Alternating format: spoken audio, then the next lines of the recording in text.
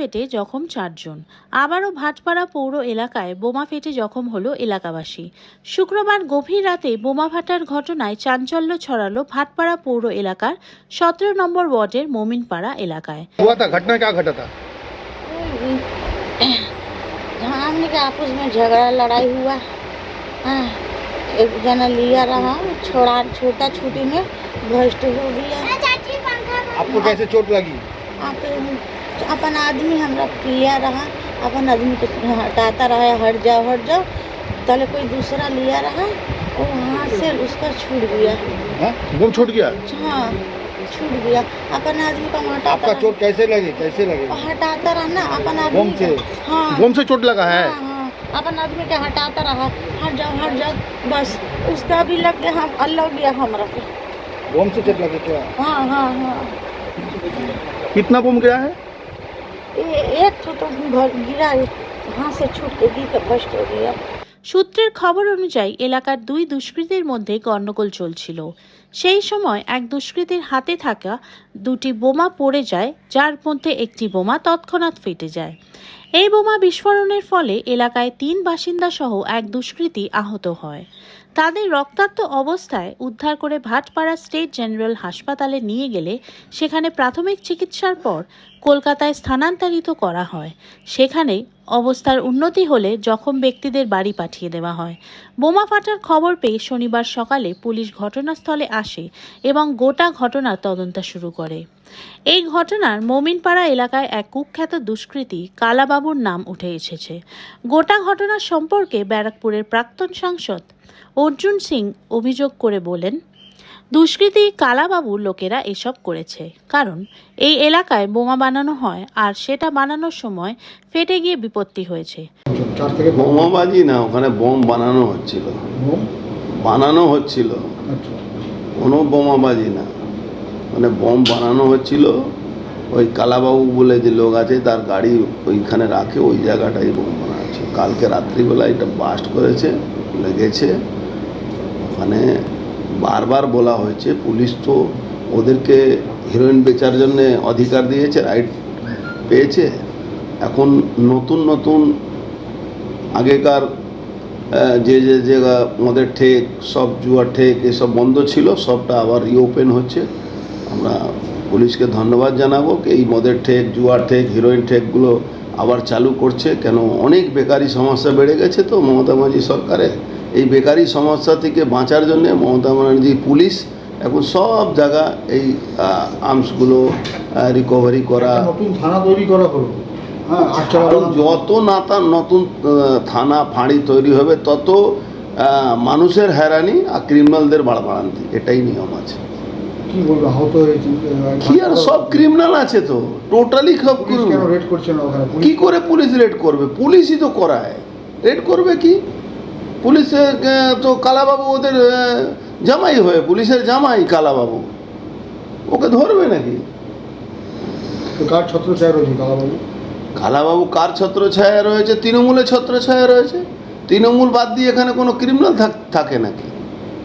সুজন বলে একজনের নাম, ও তো বানাচ্ছিল, ওর পা উড়ে গেছে, করছিল।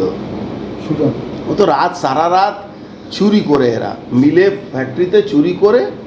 আর সামনে দুর্গাপূজা আসছে, তার জন্যে এটা একটা বড় গণ্ডগোল করার চেষ্টা করছে এরা, যাতে দুর্গাপূজাতে একটা বড় গণ্ডগোল হয়। তাই জন্যে এই বোমগুলো বানানো শুরু হয়েছে এখন পুরো এলাকার মধ্যে। বাট পুলিশ বলে পুলিশের তো কোনো পুলিশিং নেই, তাই জন্য এইসব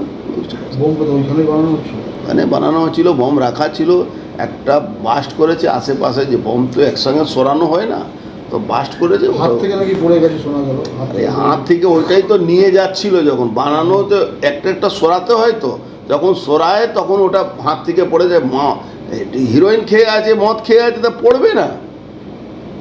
একজন মহিলার 2 পায়ে আঘাত হয়ে গেছে, 2 পায়ে চোট পায়। বাবা, ওখানে পুরো ঘাঁটি হয়ে গেছে, ক্রিমিনালদের ঘাঁটি, বোম তৈরি করা ঘাঁটি, হিরোইন বিক্রি করা ঘাঁটি, সব তো ওখানেই আছে মোমিনপাড়া। কালাবাবু যেটা করে, সেটা আমি এই কেসটাকে যাতে এনআইএ নেয় তার জন্য আমি চেষ্টা করছি। আমি সব দেখছি যাতে এই কেসটা, কেন এরা তো কিছু করবে না, এরা তো ওকে ধরবে না, তো জামাই আদর করে রাখবে। ধরা পড়েছিল। ধরা পড়েছিল, হিরোইন নিয়েছে, হিরোইন রিকভারি হয়েছে, তারপরেও তাদের চার্জশিট সময় মতন জমা করে তার জন্য বাদ পড়ে যায়। পুলিশ আবার এই দুষ্কৃতীদের ব্যারাকপুরের বুকে সক্রিয় করতে উদ্যোগী হয়েছে, তাই এই সমস্ত ঘটনা ঘটছে। যদিও স্থানীয় তৃণমূল নেতৃত্ব দাবি প্রণয় ঘটিত কারণে এই বোমাবাজির ঘটনা ঘটেছে, পুলিশ তদন্ত করছে। বোম তৈরি হচ্ছিল, বোম ফেটে আহত হয়েছে 4-5 থেকে 5 জন। দুষ্কৃতীরা বন্ধ হয়েছিল, বন্ধ করবে এই প্রতিশ্রুতি দিয়ে ভোটে দাঁড়িয়েছিল আপনাদের সাংসদ। আমাদের সাংসদ পার্থ ভৌমিক এমপি তৃণমূল কংগ্রেসের, উনি বলেছিলেন কি গুন্ডা রাজটাকে শেষ করে দেব। গুন্ডা রাজটা মোটামুটি শেষ হয়ে যাওয়ার পথেই আছে। কোথায় শেষ হচ্ছে এই যে বোমাবাজি হচ্ছে? বোমাবাজি এটা নটে কোনো পলিটিক্যাল বা কোনো ক্রিমিনাল নয়, এটা যা আমি খোঁজ নিয়েছি, গিয়েছিলাম, একটা মহিলার থেকে একটা ছেলের সম্পর্ক, এই নিয়ে মহিলার সঙ্গে ছেলের কিছু হয়েছে, তো হাতে একটা বোম নিয়েছিল, মদও খেয়েছিল, এই বোমটা ফেটে গেছে, মানে পড়ে ফেটে গেছে।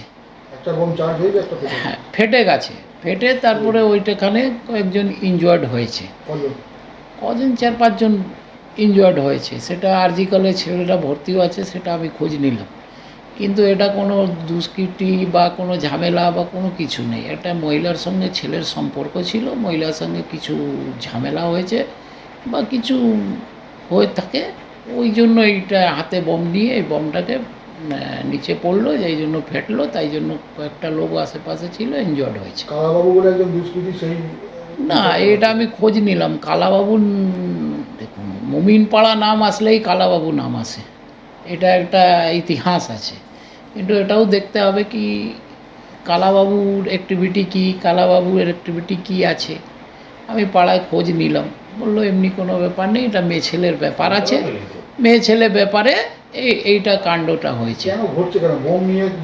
বোম নিয়ে এমনি বোম তো আমাদের প্রশাসন পুরো সচেত আছে, প্রশাসন সব জায়গা চেকিং করছে, যত বোম সব ধরাও পড়ছে, সব রিকভারি হচ্ছে, মানে প্রশাসন আমাদের পিসি পার্টি খুবই চুস্ত আছে। কিন্তু আর কিছু বেঁচে রয়েছে, কিছু এই নতুন করে কোনো কিছু হচ্ছে না, কিছু বেঁচে। যখন বোমা তৈরি হয়, বোমা তৈরি অর্জুন সিং তো অভিযোগ দিতেই থাকবে, কেন কি বোমের তো নির্মাণ, মশালার নির্মাণ, গুলির নির্মাণ, আপনার সব কিছু তো ওই করেছে। ইতিহাস উঠিয়ে দেখবেন তো সব কিছু ওই মর্ডার থেকে আরম্ভ করে অনেক কিছু করেছে। তো এখনই ওইসবই নিয়ে ওর মুখে তো ওইসবই থাকবে, চিরদিন ওইটাই ছিল, এখনই ওইটাই আছে। ব্যুরো রিপোর্ট, আরজি সমাচার।